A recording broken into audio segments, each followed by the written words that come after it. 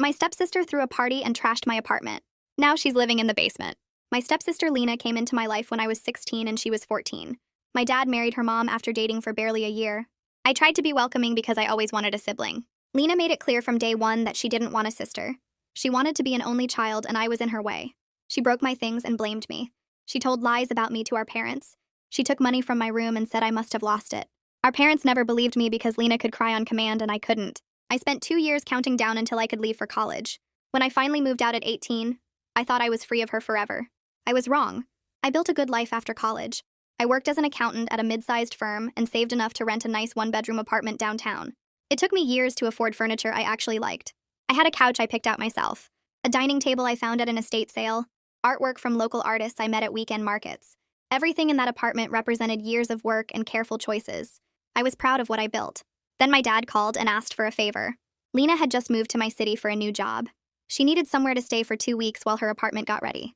My dad said it would mean a lot to him if I could help her out. He said Lena had changed, and this could be a chance for us to finally bond as sisters. I didn't believe him, but I said yes anyway because I loved my dad and wanted to make him happy. Lena showed up with 3 suitcases and an attitude. She looked around my apartment and said it was smaller than she expected. She asked if the couch was secondhand because it looked worn. She opened my fridge and complained there was nothing good to eat. Within an hour, I remembered exactly why I moved across the country to get away from her. The first week was tolerable. Lena worked during the day and I worked during the day. We barely saw each other except at night when she watched television too loud and left dishes in the sink. I told myself it was only 1 more week. Then Lena's job fell through. She got fired after 5 days for being late 3 times. She called it unfair. She said her boss had it out for her. She said she couldn't help that the city buses were unreliable. She asked if she could stay a little longer until she found something else. I said 1 more week maximum. 1 week turned into 3. Lena stopped looking for jobs. She slept until noon and stayed up until 3 in the morning. She ate my food without replacing it. She used my shower products and left wet towels on the floor. She had friends over without asking, and they drank my wine and left stains on my couch. Every time I confronted her, she accused me of being uptight. She said I was always like this. She said I cared more about things than people. She told our dad I was being cold and unwelcoming. He called me and asked why I couldn't just be nicer to my sister. I didn't have the energy to explain. Then came the night I'll never forget. I had a work conference out of town for 3 days. I told Lena I expected her to be out by the time I got back. She said she was working on it. I left on a Thursday morning and came home Sunday afternoon. My door was unlocked. I walked in and couldn't process what I was seeing. My apartment was destroyed. The couch had a huge tear down the middle with stuffing coming out. My dining table had burn marks and ring stains covering the surface. My artwork was off the walls and 2 pieces had cracked frames. The kitchen was covered in dried food and spilled drinks. My bedroom had clothes thrown everywhere, but they weren't my clothes. Empty bottles covered every surface. It looked like a party went horribly wrong and nobody bothered to clean up. Lena wasn't there. I called her and she answered like nothing happened. She said she had a small gathering while I was gone. She said things got a little out of hand, but it wasn't that bad. I told her my apartment was destroyed. She said I was exaggerating. She said she would clean up eventually, but she was busy. She said this is what happens when you leave someone alone for 3 days with nothing to do. She blamed me for leaving. I didn't yell. I didn't scream. I just hung up and started making plans. First, I changed my locks that same night. Lena still had my spare key and I wasn't letting her back in. When she showed up the next day expecting to get her stuff, she couldn't get inside.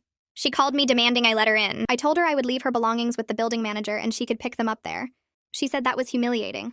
I said so was coming home to a destroyed apartment. I packed her things myself. 3 suitcases worth of clothes and toiletries.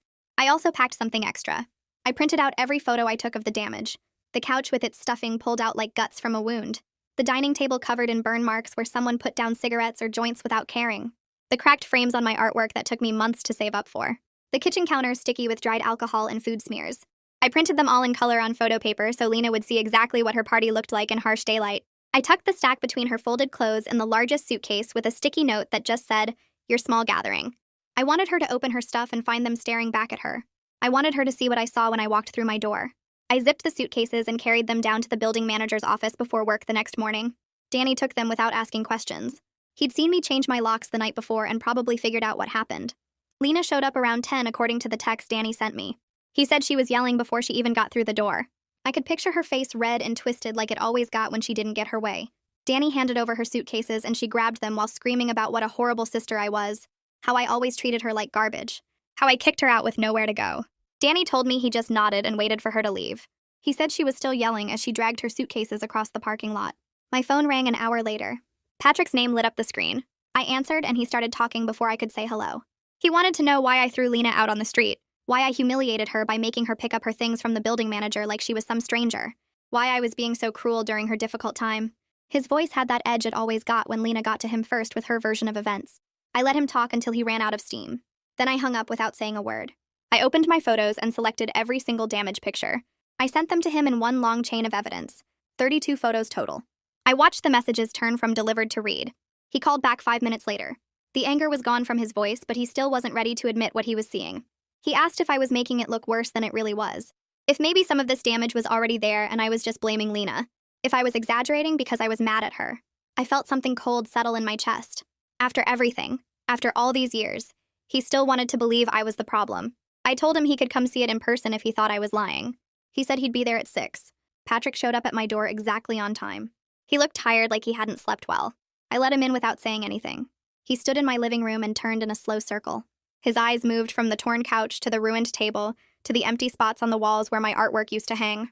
I watched his face change as he took it all in. The kitchen was still a mess because I hadn't had the energy to clean it yet. Dried food crusted on the counters. Sticky rings everywhere from bottles and cups. The smell of stale beer and cigarettes hung in the air even with the windows open. Patrick walked to the couch and touched the torn fabric. Stuffing came out on his fingers. He looked at me and I saw something that might have been guilt. He tried to salvage it anyway. He said maybe Lena didn't realize how bad things were getting. Maybe her friends got out of control and she couldn't stop them. Maybe we should talk about this as a family and work something out. I told him I was done working things out. I was taking her to small claims court for every dollar of damage. His face changed again. The guilt disappeared and something harder took its place. He said I was being vindictive. That family doesn't sue family over accidents.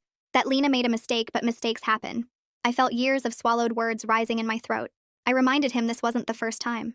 She broke my things when we were teenagers and he believed her lies. She stole from me and he said I must have misplaced it. She made my life hell for 2 years and he told me to be nicer to my sister. This was just the first time she couldn't cry her way out of consequences. This was the first time there was proof she couldn't explain away. He started to argue, but I cut him off. I told him he could believe whatever he wanted, but I was filing the paperwork. He left without saying goodbye. Haley came over after work with her good camera and a notebook. She'd helped her brother document damage for an insurance claim once and knew what courts needed to see. She took photos of everything from multiple angles. She measured the tear in my couch with a tape measure. She wrote down the dimensions of every stain on my table. We went through my bedroom and she photographed the clothes that weren't mine still scattered across my floor. Some of them had makeup stains and smelled like perfume I'd never worn. We made a list of every damaged item with the date I bought it and how much it cost. I had receipts for most of it because I kept good records. Haley said that would help my case a lot. We sat at my ruined dining table and added everything up. The couch was $1,800 to replace with something similar quality. The table was $1,200 because it was an antique I found at an estate sale. The artwork totaled $1,100 for both pieces with their custom frames. The kitchen items came to $400. Cleaning and repairs would be at least $1,500 based on estimates Haley found online. The total came to $8,300. Haley looked at the number and said I was being generous. She said I could probably claim more for pain and suffering or emotional distress. I told her I just wanted Lena to pay for what she actually broke. I took my lunch break the next day and drove to the courthouse. The small claims office was on the second floor past security. Tabitha worked behind the counter and helped me fill out the forms. I showed her my evidence photos on my phone while she reviewed my paperwork. She looked through all 32 pictures without saying anything. Then she looked up at me and said I had one of the strongest cases she'd seen in months. The documentation was clear. The damage was obvious. The timeline made sense. She stamped my forms and gave me a case number. She said Lena would be served within a week and we'd get a court date within 60 days. I walked out of the courthouse feeling lighter than I had since I came home to my destroyed apartment. The process server caught Lena at Suzanne's house 3 days after I filed. I knew because my phone started ringing at 11 in the morning while I was reviewing quarterly reports at my desk. Lena's name flashed on the screen. I let it ring twice before answering. She was already screaming before I could say hello. She called me insane. She said I was trying to ruin her life over an accident. She threatened to countersue me for emotional distress and harassment. Her voice got higher with each word until she was practically shrieking into the phone. I listened without saying anything. When she finally stopped to take a breath, I hung up. Then I blocked her number. The silence felt good. I went back to my spreadsheets and finished the report I was working on. My phone rang again an hour later. This time it was my dad. His voice sounded tired and sad when I answered. He asked me to please drop the lawsuit. He said Lena was willing to apologize if I would just let this go. He said the family was being torn apart, and we needed to find a way to move forward together. I set down my pen and looked out my office window at the street below. People were walking to lunch, living their normal lives, not dealing with family members who destroyed their homes and expected forgiveness without consequences. I told Patrick the family had been torn apart since he married Suzanne 8 years ago. I reminded him about every time Lena broke my things as a teenager, and he believed her lies instead of my truth. I said this lawsuit was just making the damage visible instead of forcing me to suffer it silently like I did when I lived under his roof. The lawsuit was proof, not the problem. He went quiet on the other end. I could hear him breathing. He asked what he was supposed to do. I told him he could start by believing me for once. Then I ended the call and turned my phone on silent for the rest of the workday. Suzanne called that evening while I was heating up leftover pasta. I almost didn't answer because we hadn't spoken in months. She used her sweet voice, the one she saved for when she wanted something. She said Lena made a mistake, but she was young and still learning. She said everyone deserves a second chance. She said I was being too harsh. I stirred my pasta and let her finish her whole speech. Then I reminded her that Lena was 24 years old, not a child. I said she needed to face adult consequences for adult choices. Suzanne's voice changed. She said I was being cruel and unforgiving. I told her she could think whatever she wanted and hung up before she could say more. The next morning at work, Anita stopped by my desk during her coffee break. She asked if everything was okay because I seemed stressed lately. I gave her the basic facts without going into too much detail. Lena stayed at my place, threw a party, destroyed my apartment, refused to take responsibility. I was suing her in small claims court. Anita leaned against my desk and told me about her college roommate who trashed their shared apartment and left her with thousands in damages. She said she never pursued it legally and regretted it for years. She wished she had stood up for herself the way I was doing. Her words made something loosen in my chest. Everyone in my life outside my family thought I was doing exactly the right thing. My dad kept calling and leaving voicemails asking me to reconsider, but his guilt trips were starting to bounce off me instead of sinking in. I had Anita's support. I had Haley's support. I had documentation and evidence and a strong case. What my family thought mattered less every day. Julian Shaw arrived at my apartment on Saturday morning with a clipboard and a professional camera. He worked for a cleaning and repair service that did insurance estimates. He walked through every room taking notes and photos. He pointed out carpet stains I hadn't even noticed near the bathroom. He measured the couch tier and wrote down numbers. He checked the table burns with some kind of tool. When he finished, he told me the couch damage alone would cost at least $2,000 to repair properly. The total estimate came to over $9,000 when he was included everything. I added his official report to my evidence file. My landlord called me on Monday afternoon. He said he saw the cleaning crew coming through my building and wanted to make sure there was no damage to his property. I met him at my apartment after work and showed him that everything was contained to my personal belongings. The walls were fine. The floors just needed professional cleaning. I was handling all repairs myself. He seemed satisfied and said to let him know if I needed anything. 2 weeks before the court date, a message request popped up on my social media. Connor Brady. I didn't recognize the name at first. Then I opened it and read that he was at the party Lena threw.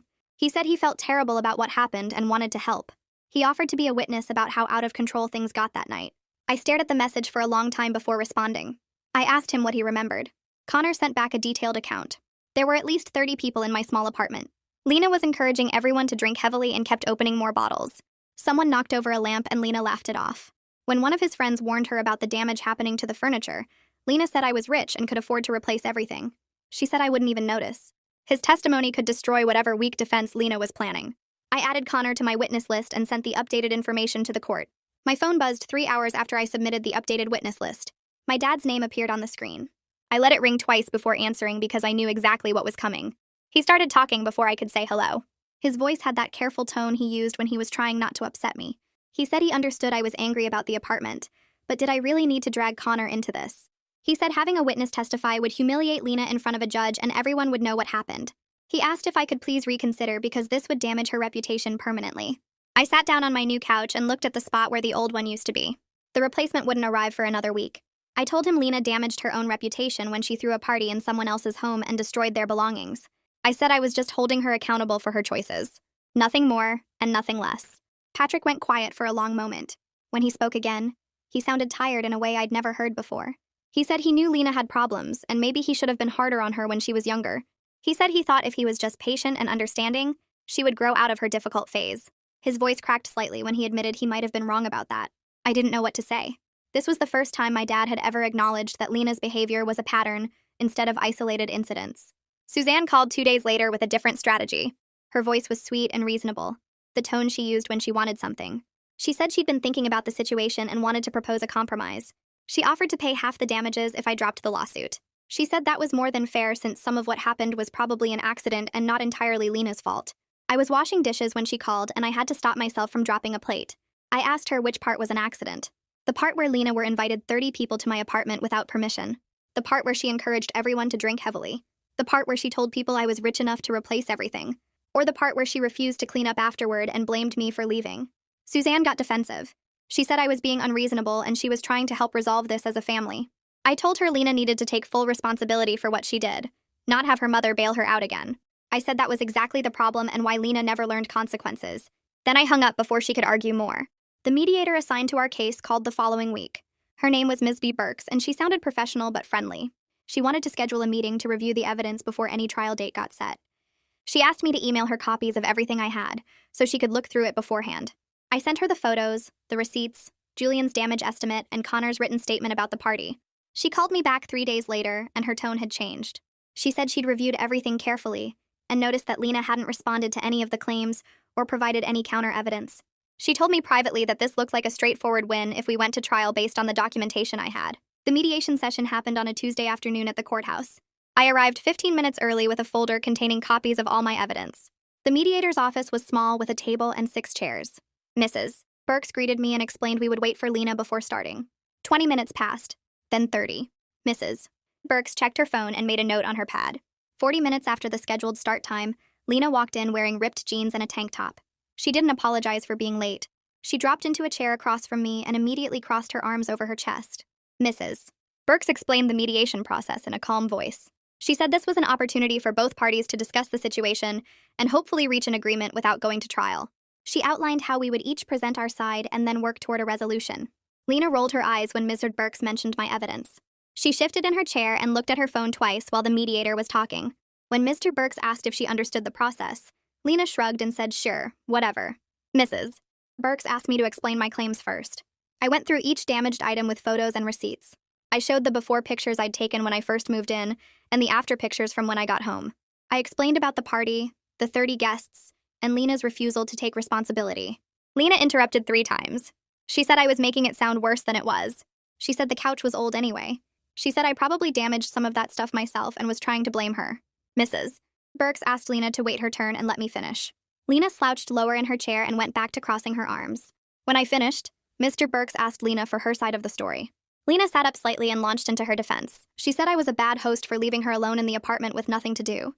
She said the party wasn't that big, maybe 10 or 15 people at most. She claimed most of the damage was normal wear and tear that I was trying to blame on her because I didn't like her. Mrs. Burks looked at the photos spread across the table. She picked up the one showing the couch with stuffing coming out of a huge tear. She asked Lena if she was seriously claiming this was normal wear and tear. Lena's face flushed red. She said the couch was already worn and the tear probably just got worse during the party. She said it wasn't her fault if my furniture was cheap and couldn't handle people sitting on it. Burks pulled out Connor's statement and read the part about Lena saying I was rich enough to replace everything. She asked Lena if this was accurate. Lena's expression changed completely. Her eyes filled with tears and her voice got shaky. She said Connor was lying because he was mad at her about something else. She said he wanted to hurt her, so he was making things up. She said she never said anything like that, and it wasn't fair that people were ganging up on her. Mrs. Burks watched Lena cry for a moment without changing her expression. She'd probably seen this exact performance from other people in mediation. She asked Lena if she had any evidence to dispute my claims or any witnesses who could support her version of events. Lena wiped her eyes and said she didn't need evidence because she was telling the truth. She said I was the one who should have to prove everything. Mrs. Burks explained that I already had proof, and Lena needed to provide counter evidence if she disagreed with my claims. She asked what amount Lena would be willing to pay to settle this. Lena stopped crying immediately. She said maybe $500 because that was all the damage was really worth. She said anything more than that was me trying to take advantage of the situation. I spoke for the first time since my initial presentation. I said $500 was insulting, and I would never accept that amount. The professional estimate alone was over $9,000, and every item was documented with receipts. Mrs. Burks tried to negotiate between us for another 30 minutes. She suggested $6,000, then $4,000, then $3,000. Lena refused to go above $500 and kept insisting I was exaggerating everything. I refused to accept anything less than the full amount because Lena needed to pay for what she actually destroyed. Mrs. Burks finally closed her folder and said it was clear we weren't going to reach an agreement. She scheduled our court date for 2 weeks later and explained what would happen at trial. Lena left without saying anything to me or Mrs. Burks. Haley came over that weekend to help me prepare for court. She'd been through small claims before when her landlord tried to keep her security deposit unfairly. She brought a notepad and sat across from me at my dining table. She played the judge and asked me questions about the apartment, the party, and the damages. She told me to focus on facts and avoid getting emotional or defensive. She said judges in small claims court heard drama all day and responded best to calm, organized presentations. We practiced for 3 hours. Haley asked the same questions different ways to prepare me for anything the judge might ask. She coached me on how to present my evidence clearly and how to respond if Lena tried to interrupt or make accusations. By the end, I felt ready to walk into that courtroom and present my case without breaking down or getting angry. My phone rang at 10 o'clock the night before court. My dad's name appeared on the screen again. I almost didn't answer, but something made me pick up. Patrick asked what it would take for me to drop the lawsuit. He said he would pay the damages himself if that's what I needed. He said he would make sure Lena apologized properly and took responsibility. He asked if there was any amount of money or any promise that would make me stop this. I told him honestly that nothing would make me drop it. I said Lena needed to learn that actions have consequences, something he failed to teach her over the past 24 years. I said she needed to stand in front of a judge and answer for what she did, instead of having her parents protect her from the results of her choices. Patrick was quiet for a long time. Then he said he understood and he wouldn't call again to ask me to change my mind. He said he loved me and he was sorry for a lot of things. His voice was thick when he hung up. I set my phone down and looked at the folder of evidence sitting on my counter, ready for court in the morning. Everything I needed to prove my case was documented, organized, and undeniable. The courtroom was smaller than I expected. Gray walls, wooden benches, fluorescent lights that made everything look washed out.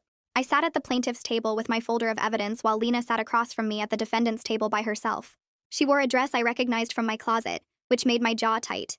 The judge walked in and everyone stood. He was an older man with reading glasses hanging from a chain around his neck. He sat down, opened his file, and looked between us. I went first. I stood up and opened my folder. I showed him the photos I took when I came home from my conference. The couch with stuffing coming out, the dining table covered in burn marks, the broken frames on my artwork. I had timestamps on every photo showing exactly when I took them. I showed him the receipts for my original purchases. The couch cost me $1,200 3 years ago. The dining table was $400 from the estate sale. The artwork totaled $900 from various local artists. I showed him Julian's professional estimate for repairs and cleaning, which came to over $9,000 total. I called Connor as my witness. He came to the stand looking nervous but honest. He told the judge there were at least 30 people at the party. He said Lena was encouraging people to drink heavily and play loud music. He said when someone pointed out that my couch was getting damaged, Lena said I was rich and could afford to replace everything. The judge took notes the entire time. He asked me questions about when I gave Lena permission to stay in my apartment and whether I ever said she could have parties. I told him I explicitly said no parties, and that she was supposed to be out before I returned from my trip. Lena's turn came next. She stood up without any papers or evidence. She started talking about how I never liked her and always treated her badly. She said I was vindictive and looking for any excuse to hurt her. She said our relationship had been terrible since we were teenagers, and this was just me continuing a pattern of cruelty. The judge stopped her. He asked her to focus on the facts of the case, not family history. Lena tried again. She said I was exaggerating the damage and most of it was normal wear and tear. She said I was trying to take advantage of the situation to get new furniture. The judge stopped her again. He asked her directly if she threw a party in my apartment without my permission. Lena's face went red. She admitted she had a few friends over, but said it wasn't her fault things got damaged. She said she couldn't control what her guests did. She said accidents happen and I should have better insurance. The judge pointed out that she was the host and therefore responsible for her guests. He asked if she tried to clean up or repair anything after the party. Lena said she was going to, but I changed the locks before she could. The judge looked at her for a long moment.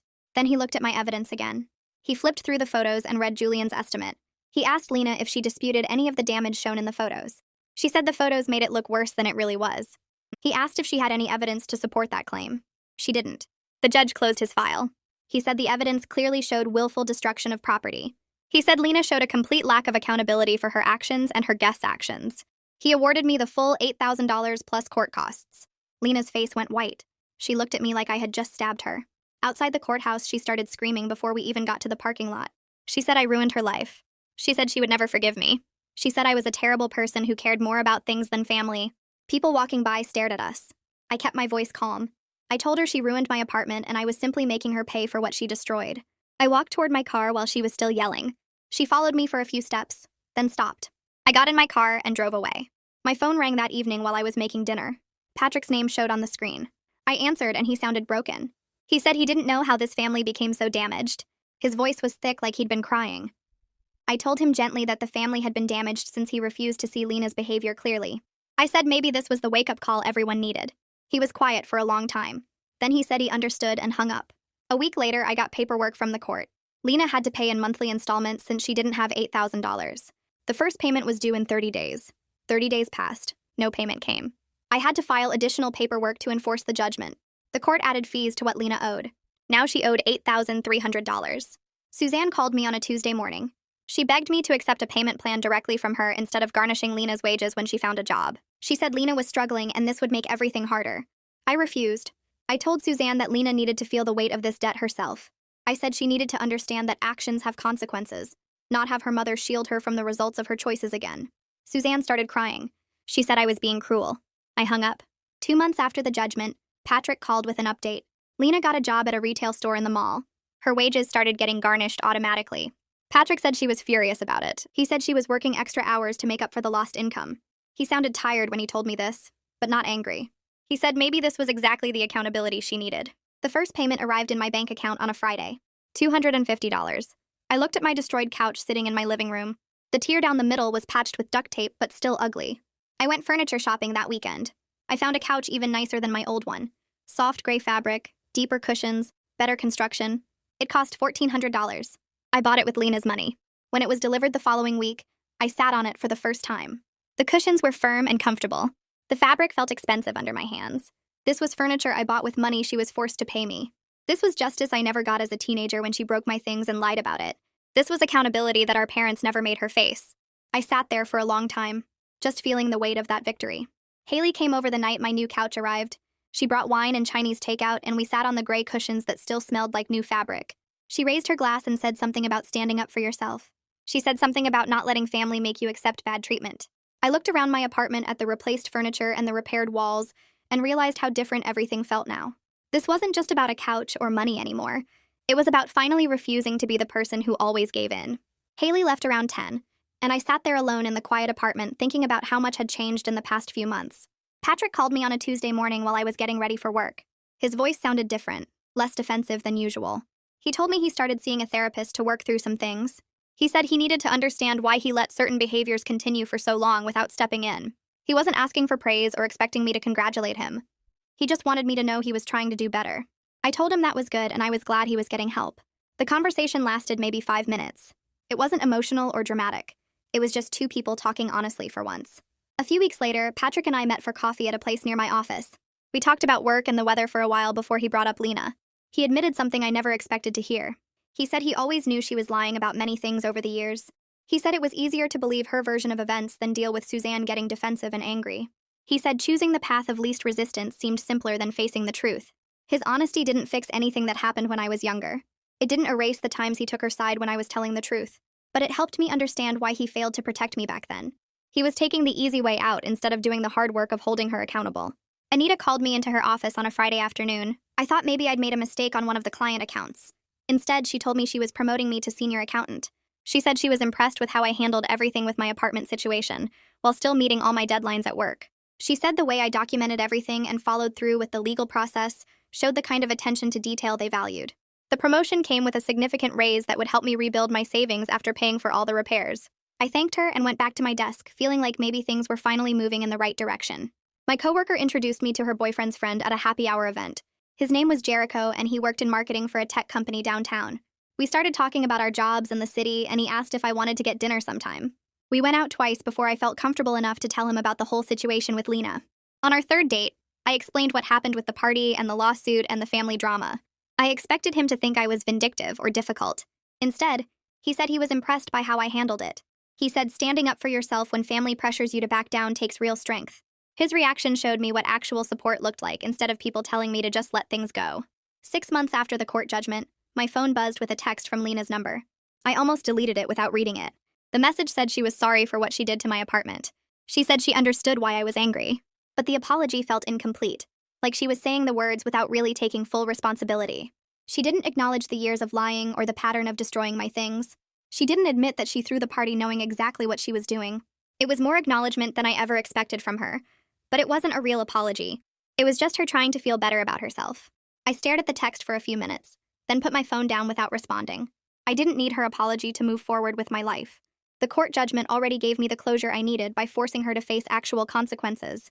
Anything beyond that was just her wanting to ease her own guilt. Responding would only open a door I'd worked hard to close. I deleted the message and went back to making dinner. She could feel however she wanted about what happened. It didn't affect me anymore. Suzanne reached out a few weeks later asking if we could meet for coffee. I almost said no, but something made me agree. We met at a cafe near the park on a Saturday morning. She looked tired and older than I remembered. She told me she enabled Lena's worst behaviors for years because she felt guilty about divorcing Lena's father. She said she tried to make up for that guilt by never saying no and always taking Lena's side. She admitted she knew deep down that Lena was lying about many things, but facing that truth felt too hard. It was the most honest conversation we'd ever had. It didn't change our relationship much. We weren't suddenly close or comfortable with each other, but at least we were finally being real instead of pretending everything was fine. My apartment looked better than it did before the party. I used the settlement money to upgrade several items instead of just replacing them with identical versions. The new dining table was solid wood instead of the cheaper composite material. The artwork on my walls came from better galleries. Even the kitchen looked nicer with the new appliances I bought after the old ones got damaged. Having a space that was completely mine again felt incredibly peaceful. Lena didn't have keys anymore. She couldn't just show up whenever she wanted. The locks were changed and my boundaries were clear. This was my home, and I was the only person who decided what happened here. Patrick and I started having dinner together once a month.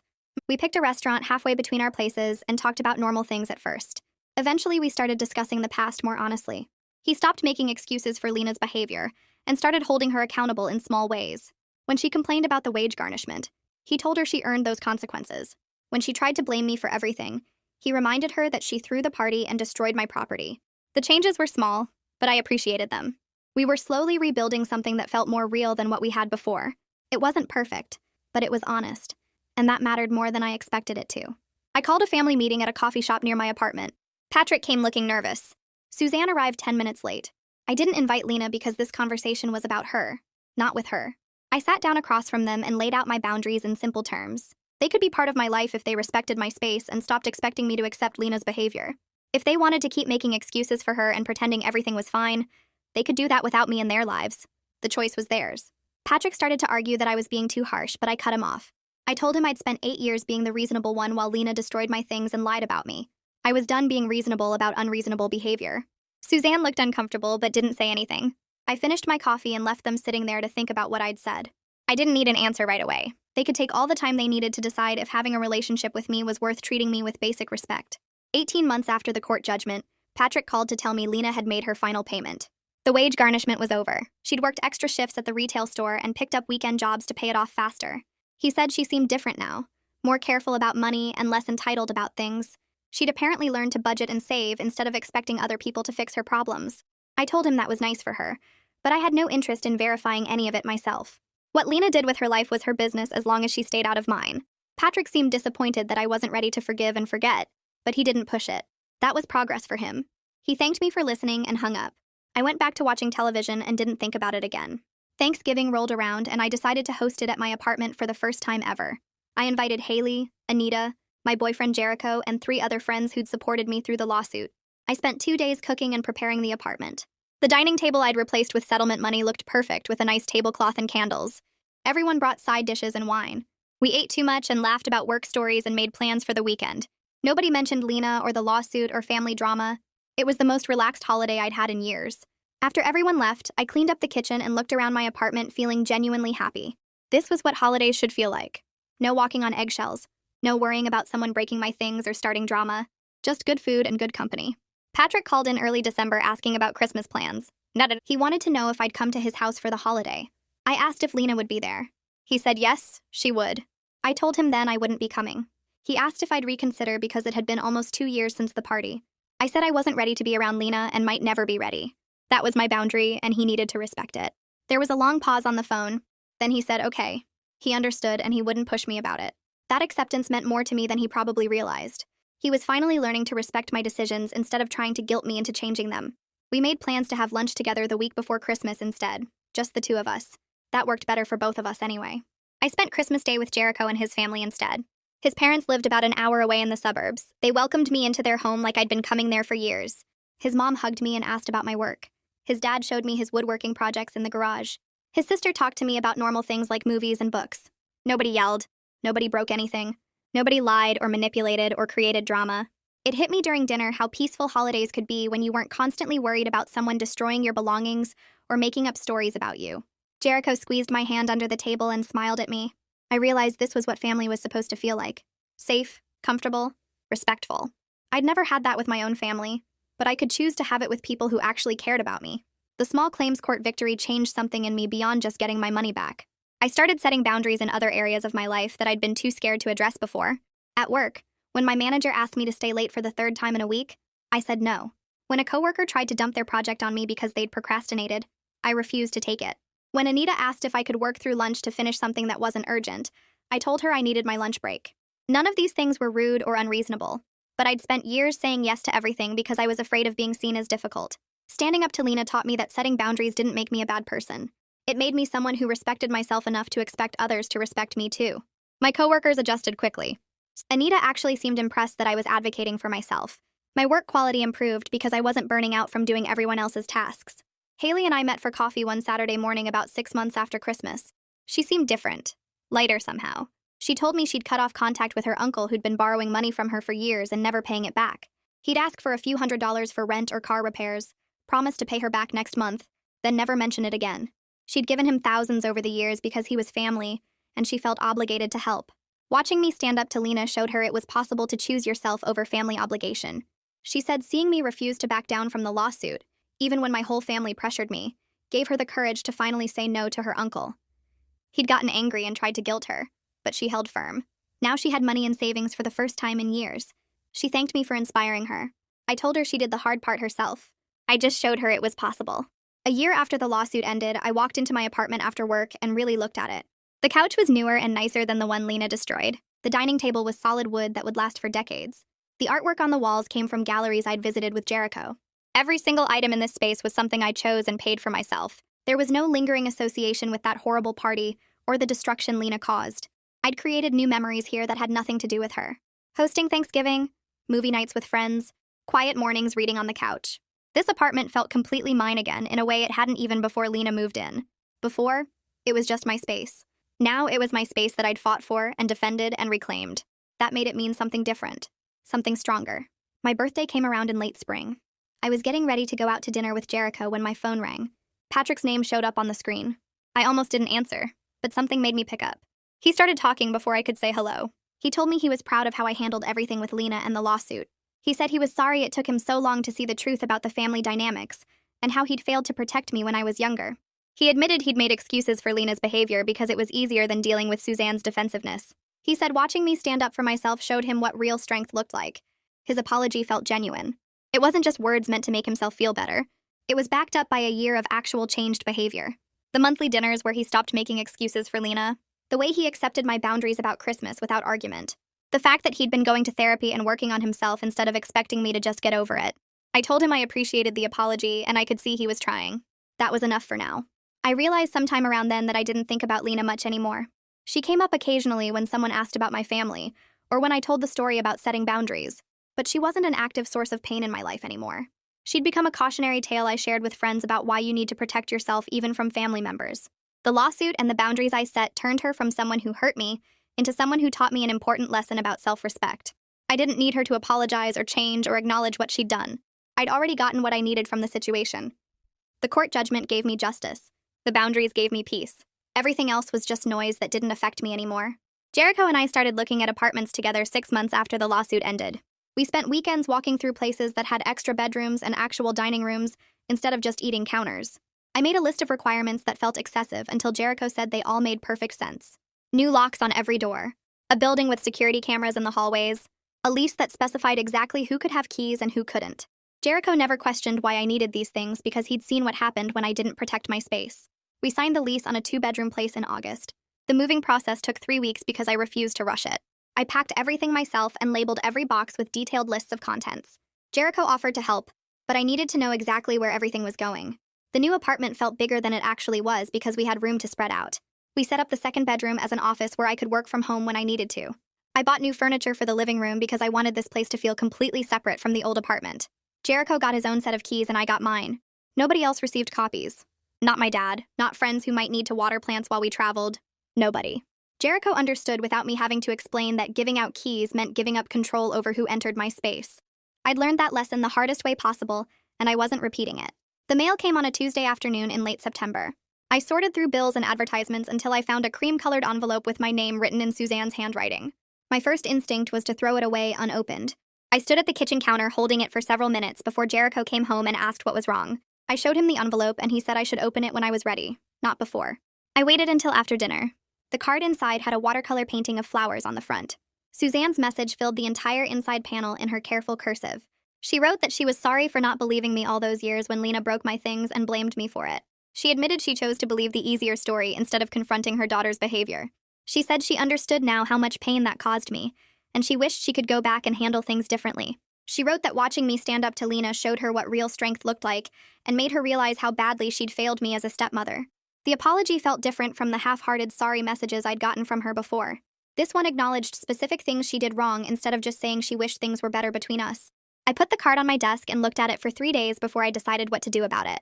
I called Suzanne on Friday evening when I knew she'd be home from work. She answered on the second ring and sounded surprised to hear my voice.